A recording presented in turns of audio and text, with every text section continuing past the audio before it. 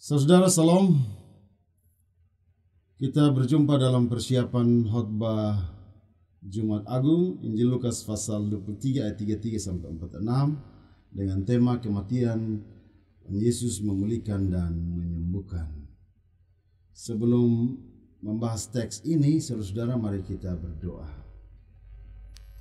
Bapa Surgawi, kami tertunduk di hadirat-Mu memohon hikmat pengertian, menolong kami sehingga kami dicukupkan untuk mengerti setiap perkataan firman-Mu. Datanglah ya Tuhan, tuntun kami, karena Engkaulah Yesus Tuhan firman yang hidup, yang memberikan kehidupan sampai selama-lamanya. Amin. Injil Lukas pasal 23 ayat 33 sampai 49 saya membacakan teks ini. Yesus disalibkan. Ketika mereka sampai di tempat yang bernama Tengkorak, mereka menyalibkan Yesus di situ dan juga kedua orang penjahat itu, yang seorang di sebelah kanannya dan yang lain di sebelah kirinya. Yesus berkata, "Ya Bapa, ampunilah mereka, sebab mereka tidak tahu apa yang mereka perbuat." Dan mereka membuang undi untuk membagi pakaiannya. Orang banyak berdiri di situ dan melihat semuanya. Pemimpin-pemimpin mengejek dia, katanya, "Orang lain ia selamatkan, biarlah sekarang ia menyelamatkan dirinya sendiri, jika ia adalah Mesias, orang yang dipilih Allah." Juga prajurit-prajurit mengolok-olokkan dia. Mereka mengunjukkan anggur asam kepadanya dan berkata, "Jika engkau adalah raja orang Yahudi, selamatkanlah dirimu." Ada juga tulisan di atas kepalanya, "Inilah raja orang Yahudi." Seorang dari penjahat yang digantung itu menghujat dia, katanya, "Bukankah engkau adalah Kristus? Selamatkanlah dirimu dan kami." Tetapi seorang menegur dia, katanya, "Tidakkah engkau takut juga tidak kepada Allah, sedang engkau menerima hukuman yang sama? Kita memang selayaknya dihukum, sebab kita menerima balasan yang setimpal dengan perbuatan kita. Tetapi orang ini tidak berbuat sesuatu yang salah." Lalu ia berkata, "Yesus, ingatlah akan aku apabila engkau datang sebagai raja." Kata Yesus kepadanya, "Aku berkata kepadamu, sesungguhnya hari ini juga engkau akan ada bersama-sama dengan aku di dalam Firdaus." Saudara yang dikasihi Tuhan Yesus, tema kita adalah kematian Yesus memulihkan dan menyembuhkan. Di bagian pendahuluan tentang teks ini, saya melihat bahwa keunikan teks ini terletak pada cara Injil Lukas menyoroti sisi pengakuan tentang Yesus sebagai Tuhan, dan cara penjelasannya itu disampaikan bahwa dia adalah Tuhan, dia adalah orang benar yang justru datang dari pengakuan penjahat, serdadu, kepala pasukan yang ikut mengeksekusi Yesus, dan orang banyak yang mengolok dan menginginkan kematiannya. Jadi ada dua kelompok rupanya. Ada para pemimpin agama yang menghina, tetapi pada sisi lain ada pengakuan tentang dia sebagai Tuhan dan orang benar. Nah, bayangan banyak orang ataupun bayangan kita bahwa peristiwa salib, penyaliban Tuhan Yesus itu semacam sebuah peristiwa pamer kejahatan. Ada gambaran kekerasan, ada soal ketidakadilan di situ. Tetapi Lukas mengingatkan kita bahwa ada satu sisi lain, ada soal teologis di sini, ada makna teologis yang harus kita lihat. Bahwa ternyata salib itu memiliki dimensi pertobatan. Dengan demikian kematian Yesus sebagai anak Allah yang menanggung segala dosa itu menunjukkan kepada kita di mana salib itu memiliki kekuatan untuk memulihkan relasi manusia dan Allah. Dan pemulihan itu hanya terjadi dan bisa diterima oleh mereka yang sungguh-sungguh bertobat. Nah, mari kita kaji teks kita, saudara. Kita tidak tahu nama dari kedua penjahat ini. Ada teks apokripa, itu adalah teks-teks yang keasliannya tidak dapat dipercaya. Seperti ada Injil Thomas, ada Injil Petrus, ada juga Injil menurut Barnabas, begitu macam-macam begitu. Nah, ada satu teks apokripa keasliannya yang tidak dapat dipercaya, itu dia berbahasa Arab. Di teks itu disebut apa? Teks itu disebutkan, nama teks itu adalah Injil Nikodemus. Dia memberi catatan yang hendak menunjukkan siapa kedua penjahat itu, lengkap dengan namanya. Jadi ceritanya, waktu Herodes mau membunuh Tuhan Yesus, maka Maria dan Yusuf mengungsi, membawa Tuhan Yesus menyelamatkan ke Mesir. Di padang gurun mereka bertemu dengan kedua penjahat itu.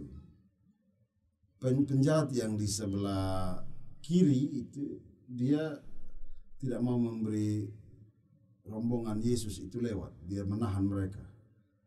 Dia perampok. Dia mau berlaku kekerasan. Sementara perampok yang nanti di sebelah kanan itu memberikan uang 40 drakma dan ikat pinggangnya, serta membolehkan rombongan itu terus melanjutkan perjalanan.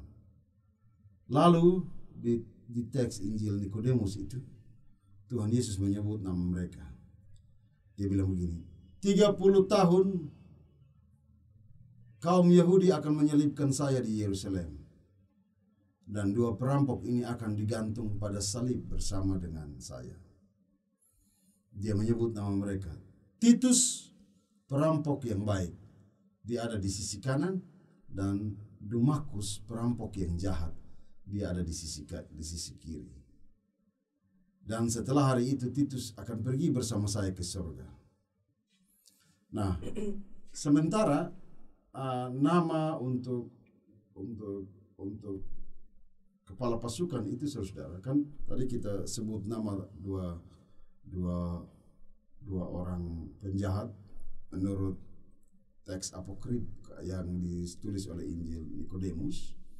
Sementara ada nama kepala pasukan itu didapat juga dari teks apokrifa yang berjudul Kisah Pilatus. Dia menyebut bahwa nama kepala pasukan itu adalah Longinus. Meski dua teks apokrifa ini menyebut nama mereka, saya ingatkan sekali lagi bahwa nama mereka lahir dari teks-teks apokrifa, maka nama-nama tidak dipercaya keasliannya, karena esensi apokrifa itu memang teks-teks yang sulit dipercaya keasliannya. Karena itu Injil Lukas memang tidak menyebut nama orang-orang ini. Kita hanya tahu bahwa aktivitas mereka adalah penjahat. Kita juga hanya tahu bahwa kepala pasukan itu yang ikut mengeksekusi Yesus, mengolok dan memukul Yesus, kita hanya tahu bahwa aktivitasnya adalah sebagai seorang tentara. Kita tidak tahu siapa namanya. Karena itu menurut saya ada 3 sorotan yang hendak dilihat oleh Injil Lukas. Pertama, teks ini mau menunjukkan bagi kita bagaimana sikap Yesus terhadap salib. Sejak membaca kisah penderitaan Yesus, ada bagian naluri kemanusiaan kita yang tercabik-cabik. Karena kita lihat adanya ketidakadilan, ada penghinaan, ada kekerasan. Kita tidak suka dengan peran Yudas, kita kecewa dengan peran Petrus, kita marah dengan peran pemimpin agama yang membohongi keadilan. Kita benci dengan sifat Kayafas, Pilatus, Herodes. Bahkan hanya demi Yesus, Pilatus dan Herodes bisa bersatu.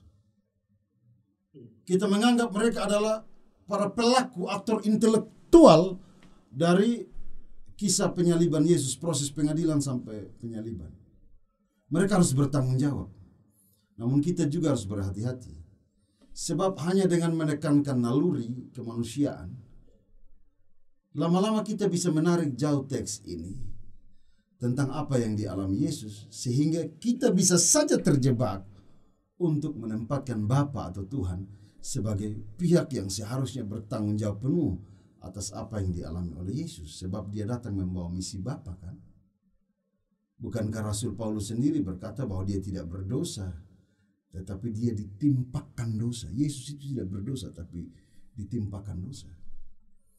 Karena itu, untuk supaya kita menemukan makna yang kuat dalam kisah penyaliban ini, untuk kita bisa tahu bagaimana sikap Yesus terhadap salib sehingga kita memiliki pandangan baru, kita harus mengerti benar perkataan Tuhan Yesus. Ya Bapa, ampunilah mereka sebab mereka tidak tahu apa yang mereka perbuat. Kata-kata Yesus ini diucapkan setelah Yesus disalibkan dan sebelum ia dihina, kan, saudara.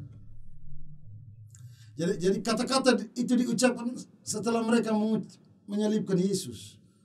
Nah, kalau kita membayangkan visualisasi dari kisah penyaliban dengan tangan yang diikat, tangan dan kaki yang dipaku, lambung yang tertikam, ada cucuran darah di lambung, di kepala ada duri yang menembus daging, ada darah, ada rasa sakit, ada nyeri, ada luka yang menganga, ditambah dengan terik panas siang hari, maka kita bisa mengerti apa sesungguhnya maksud Injil Lukas. Pertama, kalau omong salib, menurut Injil Lukas, salib tidak bisa dipisahkan dari kualitas kasih Yesus. Karena dia adalah satu kualitas kasih, maka segala pengorbanan itu tidak menempatkan pihak lain sebagai aktor-aktor yang harus menjadi perhatian kita terus-menerus. Bukan hanya itu. Yesus tidak berdiri untuk menyalahkan siapapun. Sebab dengan seruan itu menurut Injil Lukas itu adalah bahasa kualitas kasih Allah. Maka salib itu adalah tentang kemauan Yesus untuk berdiri di antara pelaku dan korban. Itu maksud saya. Ada yang menjadi korban dari kisah salib, ada yang menjadi aktor intelektual, ada yang menjadi pelaku. Tetapi di kisah salib, kalau omong tentang kasih Yesus, maka sesungguhnya Yesus disalibkan, dia ada di dalam posisi dia di antara para pelaku kejahatan dan korban kejahatan. Sehingga salib yang berdiri itu di luar penghinaan atau kekerasan, ketidakadilan yang Tuhan Yesus terima, rasa sakit, darah yang bercucuran, di salib yang berdiri kokoh itu memberi pesan, karena Allah mengasihi kita, maka saya dan saudara, semua orang siapapun, baik pelaku maupun korban, kita semua orang berhak memperoleh satu kali lagi pengampunan. Hal kedua, salib itu sesungguhnya adalah satu dialog batin. Kenapa saya bilang sebagai suatu dialog batin? Karena ketika kita bicara tentang salib, itu bicara tentang hal-hal yang menimpa kita, baik kita pelaku maupun kita korban. Kalau kita berdialog dengan batin kita, salib adalah sebuah dialog batin, maka siapapun pelaku kejahatan, kita akan dituntun untuk sampai pada titik berhenti dari kejahatan. Dan siapapun yang menjadi korban, kita juga akan dituntun oleh salib Yesus untuk kita melihat adanya harapan kepastian di dalam Yesus. Ada harapan hari baru, ada pemulihan di situ. Ada masa depan baru bagi saya dan saudara yang terluka. Dengan demikian Injil Lukas memberi kontribusi besar bagi kita bahwa salib itu puncak dari semua arogansi dosa. Dan karena dia puncak dari semua arogansi dosa, salib itu juga jalan baru bagi semua orang yang mau bertobat.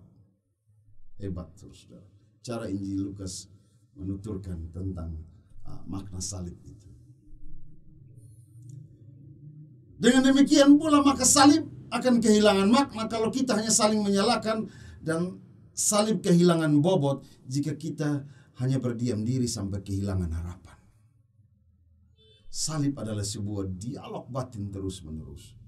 Bukan tentang orang lain, tetapi tentang diri sendiri, tentang sikap kita meniru cara Yesus menjalani salib. Dia ada dialog batin dengan Yesus, sehingga dia tidak menempatkan Allah sebagai pihak yang harus bertanggung jawab dari salib yang harus dia terima. Nah, karena salib itu soal dialog batin, ini hal kedua, maka Injil Lukas tiba-tiba mengisahkan sesuatu di luar dugaan kita. Para pemimpin agama olok dia, orang lain dia selamatkan, kenapa dia tidak selamatkan dirinya sendiri? Itu penghinaan, di situ ada peran kekerasan. Tapi ada hal yang terjadi di luar dugaan kita. Pertama, saudara, tiba-tiba di salib itu ada dua penjahat yang ikut disalibkan. Kita tidak tahu dari mana mereka.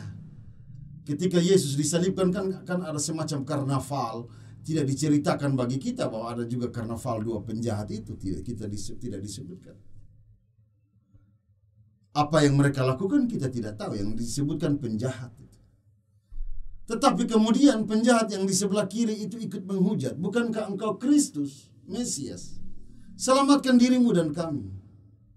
Sebagai penjahat, saudara, ia biasa melukai. Sebagai penjahat, ia terbiasa lolos dari kejahatan. Orientasi berpikirnya sebagai penjahat adalah bagaimana ia bisa lolos dari persoalan ini. Perhatikan, saudara, salib menjadi tidak berarti karena dia tidak lahir dari sebuah dialog batin. Tapi dia lahir dari satu pikiran jahat, di mana kita hanya berpikir bagaimana kita bisa selamat dan lolos dari persoalan. Salib bukan menjadi sebuah dialog batin untuk menumbuhkan pertobatan. Orang-orang yang hanya berpikir bahwa kalaupun dia berhadapan dengan salib, dia hanya berpikir bagaimana dia bisa lolos dan selamat. Dia tidak akan pernah mengerti makna salib dalam hidupnya. Sebab saudara, kita harus jujur. Sisi lain daripada penderitaan salib yang kita alami adalah menolong kita makin dewasa dan bertumbuh di dalam iman.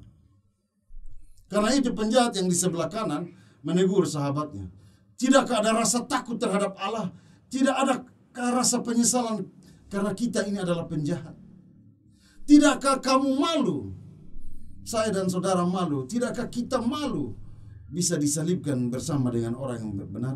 Kita berdiri sejajar dengan orang yang benar. Dan penjahat di sebelah kanan itu melanjutkan perkataan yang mengejutkan. Yesus, ingatlah akan aku apabila engkau datang sebagai raja. Ingatlah akan aku. Yang satu bilang, kalau engkau Mesias selamatkan kami. Yang satu dia bilang, Yesus, ingatlah akan aku apabila engkau datang sebagai raja. Apakah orang ini meminta pengampunan? Tidak, kan? Orang ini tidak minta pengampunan. Penjahat ini dia hanya bilang, Yesus, ingatlah akan aku apabila engkau datang sebagai raja.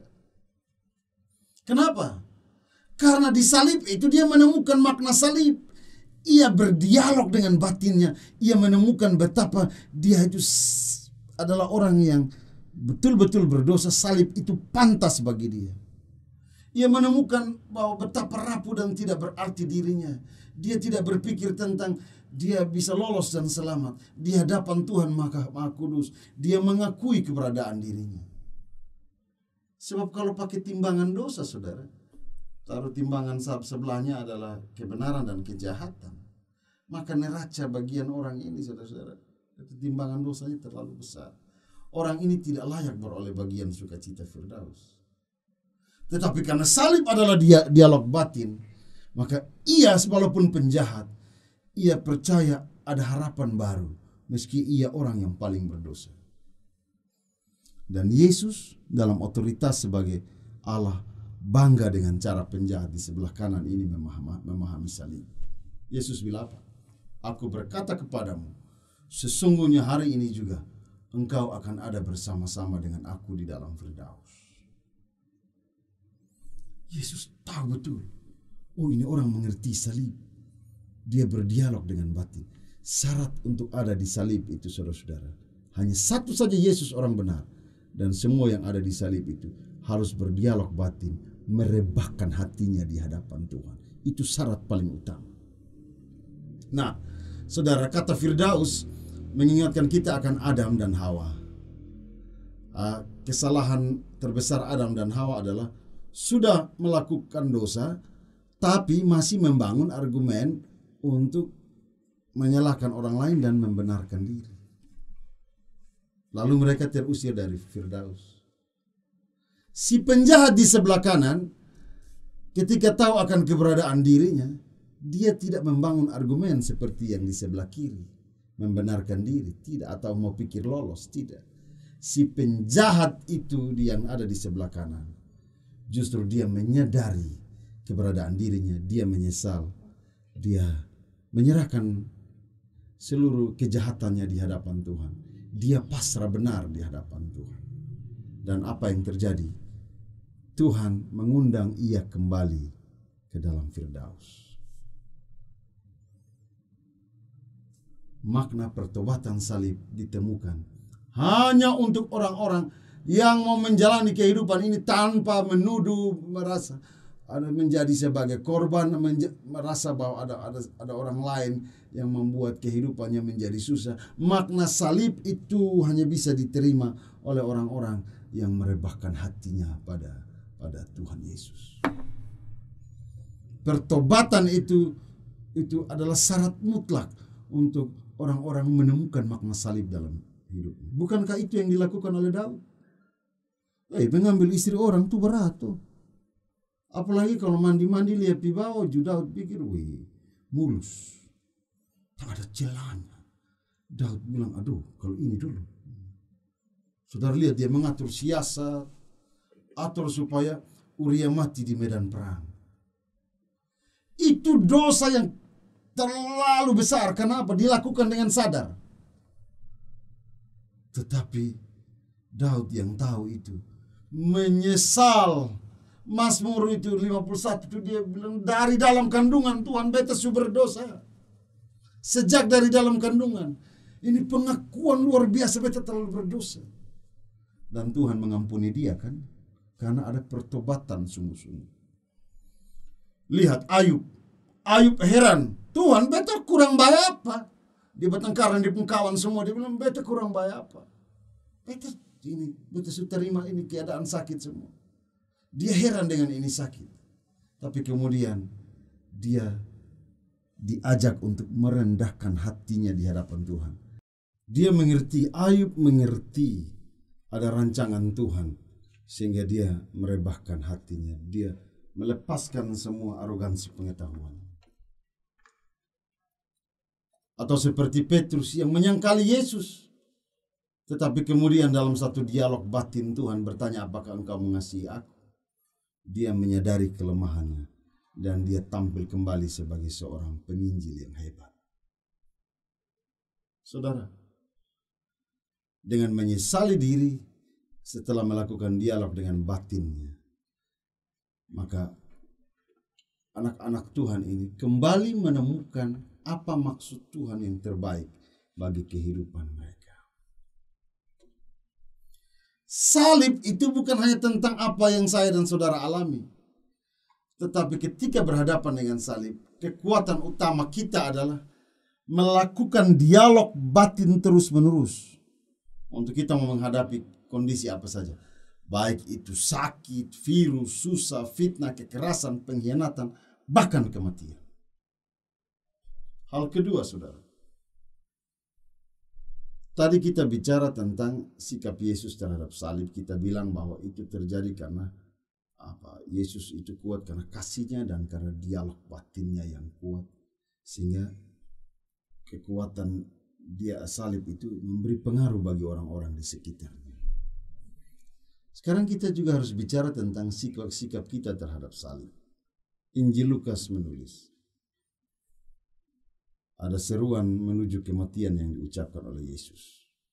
Ya Bapa, ke dalam tanganmu kuserahkan nyawaku. Jika penjahat yang di sebelah kanan bertobat sebelum kematian Tuhan Yesus, Sekarang setelah kematian Tuhan Yesus, terjadi penyesalan pribadi di antara para prajurit, serdadu, tentara itu. Ada seorang kepala pasukan yang melihat kematian Yesus. Dia mendengar perkataan Tuhan Yesus, "Ya Bapa, ke dalam tanganmu kuserahkan nyawaku." Dia memuliakan Allah sambil berkata, "Sungguh orang ini adalah orang benar." Dia bukan orang Yahudi, saudara. Dia setia pada Kaisar Romawi. Mau dibilang mungkin dia adalah orang kafir. Tetapi dari mulutnya ia memuliakan Allah dan mengakui Yesus sebagai orang benar. Salib memang harus diterima dengan kemauan untuk berefleksi diri dan mengakui bahwa kuasa dan tuntunan Tuhan tidak akan pernah selesai dalam hidup saya dan saudara. Dan banyak orang yang menonton penyaliban itu, mereka pukul sambil memukul-mukul diri, mereka menyesal. Tetapi penyesalan mereka juga kan setelah Yesus sudah mati kan. Mereka tidak beroleh sesuatu yang istimewa, spesial, seperti kata Tuhan Yesus kepada penjahat yang ada di sebelah kanan kan. Tetapi apakah itu berarti mereka yang menyesali diri tidak beroleh bagian pengampunan Allah? Jika Firdaus adalah ucapan spesial Yesus bagi penjahat di sebelah kanan, maka kepada kepala pasukan, kepada orang banyak, kepada saya dan saudara, kita cukup menghayati perkataan Yesus yang terakhir. "Ya Bapa, ke dalam tanganmu kuserahkan nyawaku." Karena kualitas salib itu soal kemauan kita merendahkan hati dan menyerahkan seluruh jalan hidup kita kepada Bapa. Saudara, orang yang menyerahkan hidup kepada Bapa, merendahkan diri kepada Bapa, dia akan berpikir serius. Saya dan saudara ini bukan tidak bisa melukai orang lain, bisa. Kita bisa melukai orang lain. Tetapi orang yang menyerahkan diri kepada kehendak Bapa, ketika dia melakukan satu perbuatan jahat, ada semacam tuduhan di dalam diri. Sebab apa yang dia dapat dengan melukai orang lain? Saudara dan saya melukai orang lain, apa yang kita dapat? Puas? Tidak. Bangga? Tidak. Justru kita menyesal. Semua perbuatan jahat itu akan terus menjadi beban dan itu menggelisahkan batin kita. Saya terpukul, saudara, dalam satu acara podcast K3T. Podcast itu khusus kepada emeritus, pendeta-pendeta emeritus. Nama program podcastnya adalah "Jejak Langkahmu, Teladan Bagi Kami". Saya nonton semua, bagus kesaksian, tapi ada satu pendeta Kisek Nuban, emeritus pendeta Kisek Nuban. Dia berkisah tentang bagaimana pelayanannya di Dompu. Sebenarnya waktu mau melayani di satu tempat Donggo atau apa tempat yang jauh itu, dia sudah mendapat semacam penglihatan bahwa menuju ke tempat itu di tengah hutan pasti mereka akan dapat tantangan. Ada orang yang berencana jahat membunuh mereka. Waktu dia memperoleh mimpi itu, dia bisa saja membatalkan pelayanan. Tapi karena tekadnya untuk melayani begitu kuat, maka dia tanpa rasa takut berjalan dengan dua ibu lainnya untuk pergi melayani. Dan benar, di tengah hutan mereka berjumpa dengan laki-laki, kurang lebih ada sekitar 12 orang kan. Mereka berjumpa dengan orang-orang yang menunggu mereka dengan pedang dan berencana jahat terhadap mereka. Dia hanya bilang begini, "Tuhan, jangan buat ayah saya yang Konghucu membencimu karena kematian." Itu dia doa begitu, Tuhan. Takut tapi dia berdoa. Lalu apa yang terjadi? Orang-orang itu tiba-tiba saja menjadi kaku. Saudara, orang-orang itu menjadi kaku. Mereka lolos dari kejahatan itu. Saudara, kadang kalau kita lihat diri, kita lihat betapa malunya kita akan pengalaman dan perjalanan masa lalu sampai sekarang. Kita malu karena kalau neraca kebaikan ditimbang, terlalu ringan.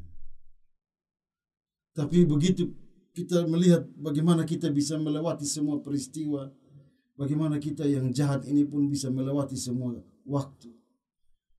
Bagaimana kita melihat cara Tuhan menuntun kita untuk percaya ini dan itu, bisa menolong kita sampai di titik ini, bisa membuat kita punya ini dan itu, membangun ini dan itu.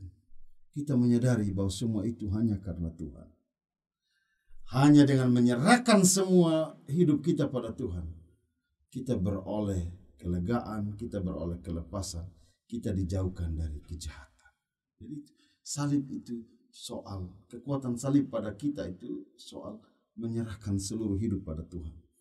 Untuk ada di Firdaus itu spesial bagi, itu perkataan spesial bagi penjahat yang ada di sebelah kanan. Tetapi saya dan saudara, setelah kematian Tuhan Yesus itu, kita diajarkan untuk belajar menyerahkan seluruh hidup kepada kehendak Bapa. Hal ketiga yang menjadi sorotan adalah cara orang percaya menghadapi salib.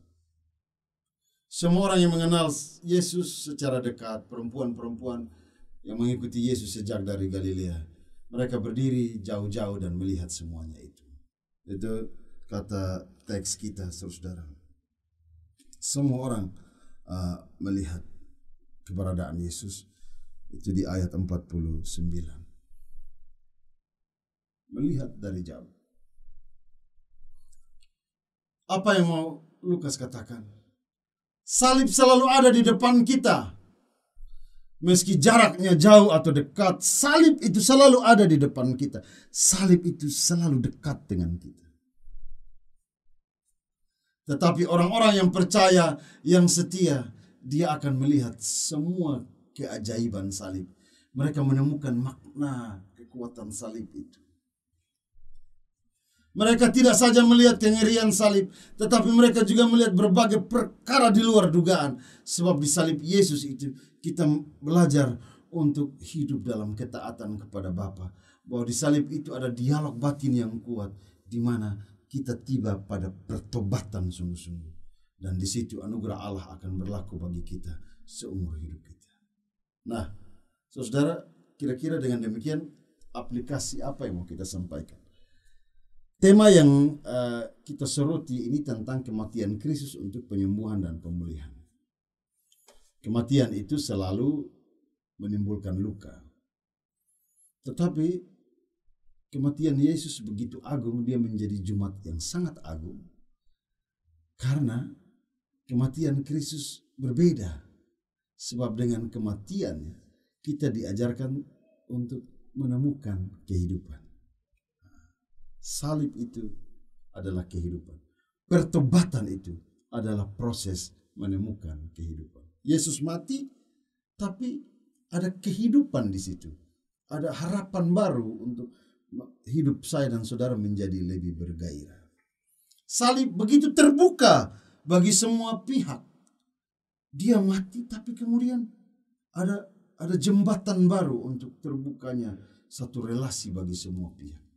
Baik bagi pelaku maupun korban. Kepada para pelaku kejahatan, saya dan saudara tidak bisa memutar waktu. Saudara sudah melakukan kejahatan, mau putar waktu apa? Kalau kita pernah menipu orang lain, pasti orang lain lihat kita, mereka hanya bengkok bibir. Penipu. Saudara pernah melukai kekasih lama pun, mantanmu, pasti dia lihat, dia begitu. Saudara pernah melakukan sesuatu, cerita pengalaman pahit di masa lalu, pasti kan orang akan lihat saudara, Revo beda, nah orang gigi lidah, aduh beda. Apa yang kita lakukan tidak bisa kita tarik kembali, tetapi kita masih punya pengampunan satu kali lagi, itu disalib. Melihat Yesus disalib, saudara, betapa kita terpukul. Kita gini, pernahkah saudara bayangkan? Kenapa di salib itu Tuhan Yesus dua tangannya terbuka? Bukankah itu semacam undangan oleh Tuhan bahwa saya dan saudara diundang untuk menerima anugerah Allah? Kita diundang untuk didekap oleh Allah, kita diundang untuk mendekat kepada Dia. Kita diundang untuk berdialog dengan diri kita, menyesali diri, menangis bersama Dia di salib. Dan kemudian di salib itu pula Yesus menanggung semua penderitaan kita, sehingga kita juga memperoleh kehidupan baru, yaitu kehidupan yang penuh dengan pertobatan. Kepada semua korban, kita mungkin mengalami yang namanya trauma. Orang yang menjadi korban dari kejahatan akan mengalami trauma. Kita berdoa agar keadilan terjadi bagi hidup kita. Dengan tangan terbuka di salib itu. Bukankah Tuhan Yesus siap merangkul kita? Bukankah Dia siap menyembuhkan luka batin dan memulihkan keberhargaan kita? Dengan tangan terbuka, Tuhan Yesus siap menerima kita sambil mengingatkan kita agar kita juga berhati-hati. Kenapa? Godaan orang-orang yang mengalami menjadi semacam korban dalam hidup ini adalah kita bisa saja membalas kejahatan dengan kejahatan. Kita bisa saja membalas dendam dan bahkan bisa menggeser posisi kita dari korban menjadi pelaku. Tetapi hanya dengan salib Kristus kita belajar menyerahkan semua persoalan ke dalam tangan Bapa dan Tuhan. Sehingga kita tahu di salib kita menangis. Kita menyerahkan seluruh beban kita. Dan kita tahu Tuhan akan berperkara bagi kita. Inilah Jumat yang agung. Jumat pertobatan. Jumat kehidupan. Amin. Mari kita berdoa. Terima kasih Tuhan untuk firman-Mu. Kami percaya bahwa Engkau akan menolong kami menemukan makna yang jauh lebih indah di dalam firman-Mu ketika kami mempersiapkan khotbah ini, tapi juga ketika kami memaknai apa yang diajarkan oleh firman-Mu di dalam Injil Lukas ini. Teruslah bersabda bagi kami, agar kami juga bersabda bagi kehidupan, dan sabda Tuhan ada di mana-mana, bukan saja lewat bibir mulut kami, tetapi lewat tindakan kami. Amin.